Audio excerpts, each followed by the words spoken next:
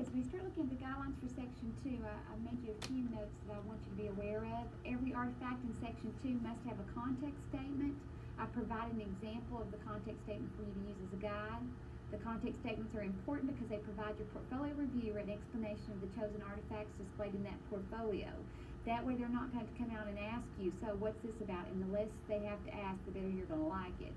If written correctly, these context statements will keep you from being called in to explain specific items in your portfolio. They may be the #1 reason to do them that correctly. That may be. Okay, so make sure you're following the format of the template provided in this document. You should not do your own thing. This is specific layouts by your four-year institution.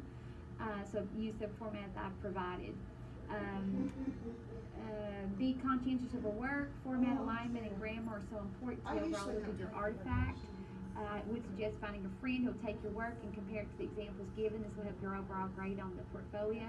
So as we move into Section 2, the first thing we see is writing questions using Bloom's Taxonomy. Now, why would I want you to be familiar with Bloom's Taxonomy? Because in the public school system, that's what part of your evaluation is going to be graded on. Are you asking higher order thinking questions? Now, inside eLearn, there's also a section that's Bloom's Taxonomy with a PowerPoint that gives you the verbs for each one of the levels, which you're going to need. Also, sentence stems. So please refer to that PowerPoint as you're starting to build this. So the directions for the Bloom's Taxonomy assignment is choose a specific element of content you might teach when you're in the classroom. So I've given you some examples right here, but you don't have to stay just to those. You could come up with your own if you want. I was just trying to give you some guidelines, but a specific element. What exactly are you going to do? Then write 3 questions dealing with that content for each level of Bloom's Taxonomy, and then write a short lesson plan for the lesson. So just a thing to remember, your audience, if you're talking to first graders, remember your language has to be for first graders. If you're talking to high schoolers, that's going to be much different. Use a language appropriate for your grade level. Like first graders can't discriminate, but they can tell how things are different or alike, so keep that in mind. So I'm telling you to use the following format. This is an example of the context statement that should be included. So you've got Bloom's Taxonomy activity, spring, this would actually say 14. Education 2300, Introduction to Education, this is the Bloom's Taxonomy activity we did in Education 2300, Introduction to Education. Alright, there's the content. Now here is your worksheet. You're going to put your name, the date, what class. This can just be as specific or as broad as just not a specific date, but just say spring 2014. And that way whoever reviews your book will know. Of course, the class once again will be, as always, EDUC 2300, Introduction to Education. Alright, and then the semester, I guess really, since I've asked for this semester, probably this should come down here.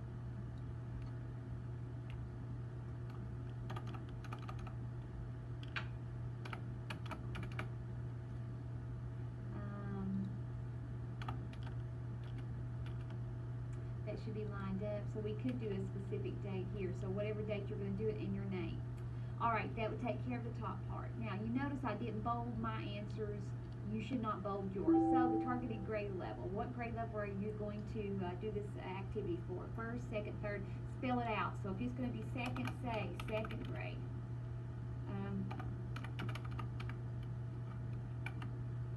Alright, that should not be bolded. So, make sure you're taking that off.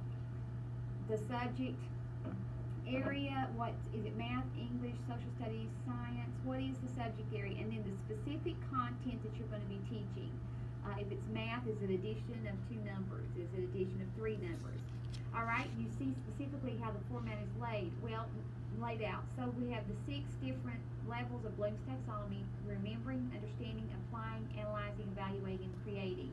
And you have 3 questions that go under each. Now remember, this is where you're going to refer back to that PowerPoint that explains the stems and the verbs used for each leveling.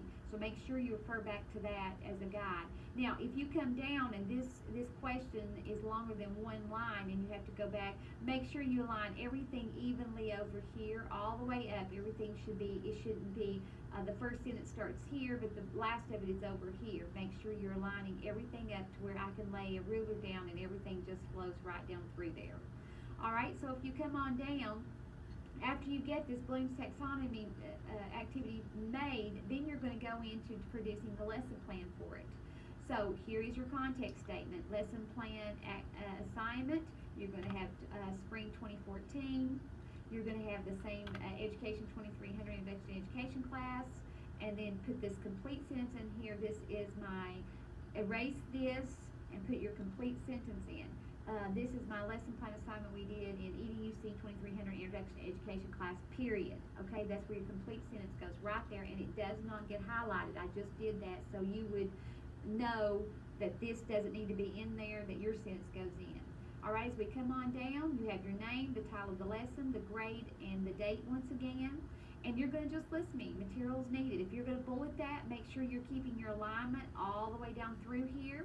You're going to give me all the materials that I would need as the teacher. You're going to write your goals. You're going to write the objectives of the lesson. You're going to tell me, again, maybe bold, I'll use a bullet on all of these. Instruction procedures first, I'm going to do this, next I'm going to do that, then I'm going to do this, da-da-da-da.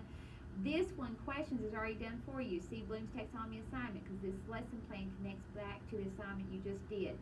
How will you close it out? What are you going to finish it with? And then how are you going to meet the adaptations for individual, what adaptations you're going to make for the individual students who have like inclusion or IEPs.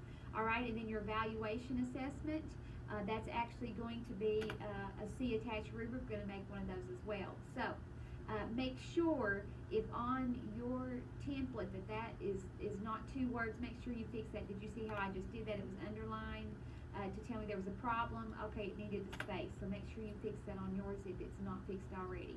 Alright, this may not just be on one page, it may take more than one. As you're lining these last 2 up, or last 3 up, make sure that the bullets stay in line with everything else all the way. The alignment is very important.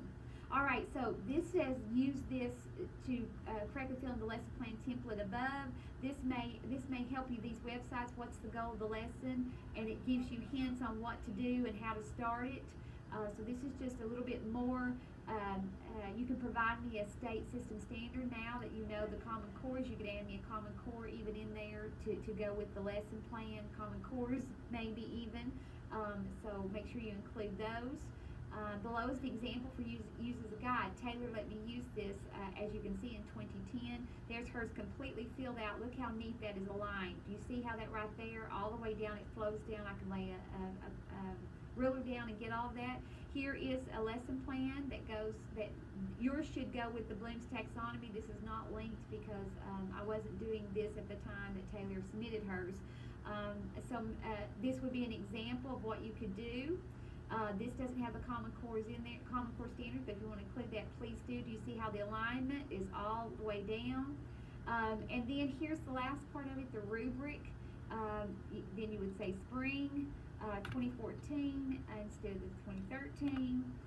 Introduction to Education, and once again, a complete sentence. This is my rubric I developed to go along with my Bloom's Taxonomy assignment, period. And then you come on down, and the following is an example of a rubric. Now you must remember, you have to create or modify one of your own that goes with the Bloom's Taxonomy.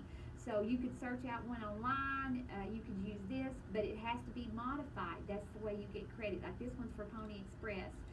You don't want yours to do that. So come up with a rubric that you have modified or created in order to get all of that Bloom's Taxonomy assignment in. Alright, good luck, have fun. That's a 1 component piece there. So it'd be good if you did it all together. Bloom's Taxonomy, your lesson plan, and the rubric. Alright, good luck.